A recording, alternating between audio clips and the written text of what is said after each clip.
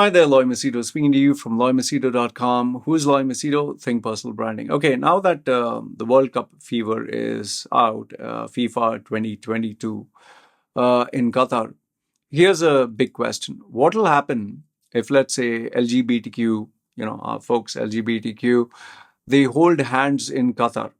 So if you hold hands, would you get jailed? Would you get fined? Would maybe moral police come and warn you, or would they smack you or bottom, or what would happen? Okay, so it's pretty interesting because ladbible.com, I put the links down below. They have released a report where they have interviewed the World Cup chief, and they have given the answer. So I'll read it out and I'll also give my thoughts in between. Do feel free to share your thoughts as well. Do you think it's right or wrong? So, Lad Bible, what it says is World Cup chief explains what will happen if people hold hands in Qatar. It's not only holding hands, I think it's about public display of affection. So, dated 18th November, here it says Qatar's World Cup chief have spoken about what will happen to people if they hold hands when visiting the country during the tournament. The 2022 World Cup is about to start, and many going to Qatar to watch the competition in person are unsure what they are and aren't allowed to do, which obviously many people do have questions. So, the values of Qatar are very different to many other nations. Well, it's very simple. It's an Arab Muslim country, they follow Islam. Okay. And okay, fine. Even before you do comment, let me make it very clear. Given that I stayed in Dubai for 40 years of my life, I'm very aware people don't strictly follow Islam.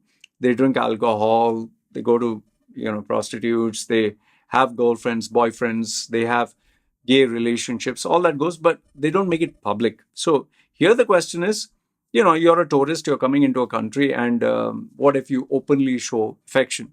Okay.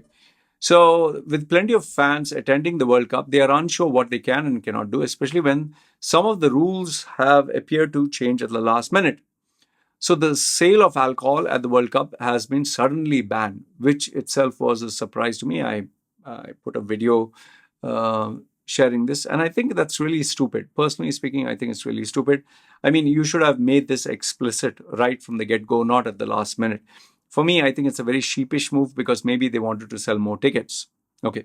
So they are saying at the World Cup stadiums, as I'm getting more and more reports, it's allowed in VIP areas, it's allowed in those corporate booths, and it's allowed in designated areas, but it is not allowed in the stadium. They don't want booze to be anywhere and everywhere.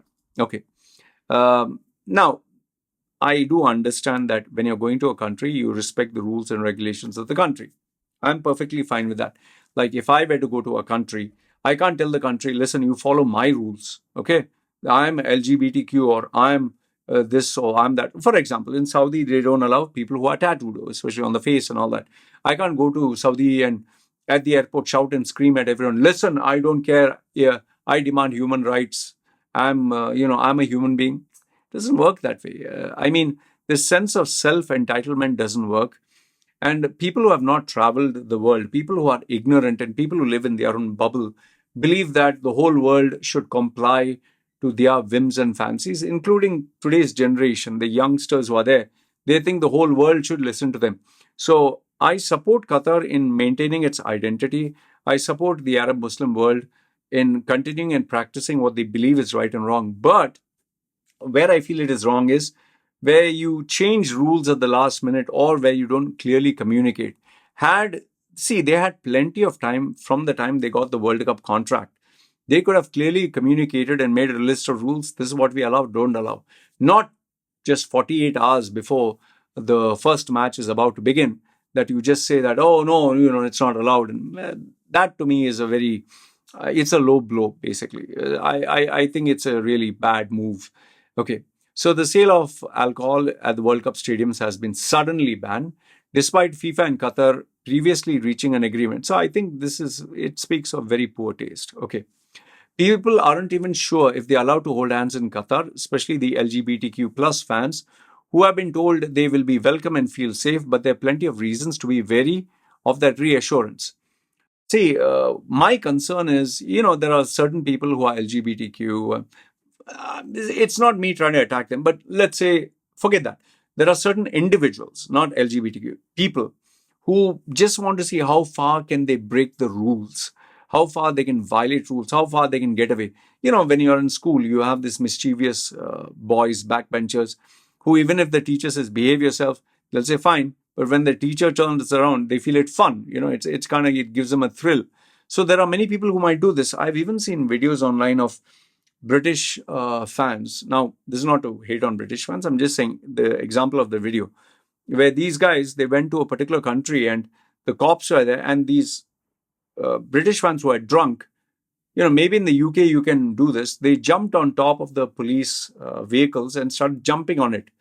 Maybe in the UK you'll just be arrested, but in this particular country, I do not know which it was, the police came with their batons or whatever you call it, and they hammered the hell out of these guys. They were absolutely injured, and they tried to sue and all that. No, you're in a foreign country. You respect the rules.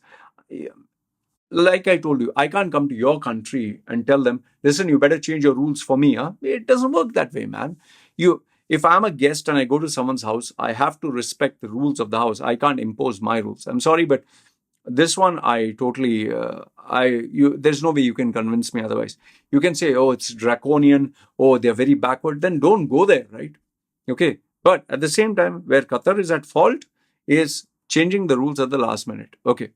So now, speaking to Rob Harris of Sky News, 2022 World Cup CEO Nasser Al Khater insisted that public displays of affection like holding hands would be tolerated for the duration of the competition. Okay, fine. Al Qatar was told that there was some confusion whether fans could come to Qatar and bring rainbow flags, and asked what his message to the LGBTQ fans would be if they wanted to come and watch the World Cup. He said, look, we have always said that everybody is welcome, but all we ask is people to be more respectful of the culture, which I totally agree with him. Okay. Waving rainbow colored flags. See, here's my simple question. Why do you want to wave a flag? You have your pride. It's like, religion. Why do people are passionate about their religion? That doesn't mean you go and shout and scream and tell other people about your religion. Like I've always had this really famous example where I've said, religion is like your private parts, Okay, it's private. You're proud about it. You like it. You feel good about it. Maybe it's wow, so big. It's so beautiful. That doesn't mean you go flashing it to everybody or you shove it down people's faces. It doesn't work that way. Keep it private. Same way LGBTQ. Yes, you should be proud of who you are, but there are places where you should show it and there are places where you shouldn't show it. Don't try to push the envelope. And then if you get arrested and, like what happened with that female basketball player who went to Russia. She broke the law. She got arrested. Now people can't cry and say, oh, see how evil they are. No, you break the law, you will be arrested. Same rule applies in USA. There are so many people who have been caught with grams of drugs or whatever. They have been jailed. So why don't we focus on that? So everybody is welcome here. Everybody will feel safe when they come to Qatar. If I held your hand, Rob, and I walked outside in the street for hours and hours, nobody would say anything to us. Okay, fine. While the message may be intended to reassure fans who are concerned of the treatment they may face, the recent involvement of the Danish TV presenter Rasmus Tantol underlines the risk people face by going to Qatar. Nothing much happened other than they told him, please stop filming. Okay, so I don't know why they're making a big deal. But yes, for certain people who demand, I'm the press. In fact, if you want to make a big hue and cry, what is happening to the press people who are in Israel? They don't highlight that. Western media, yeah.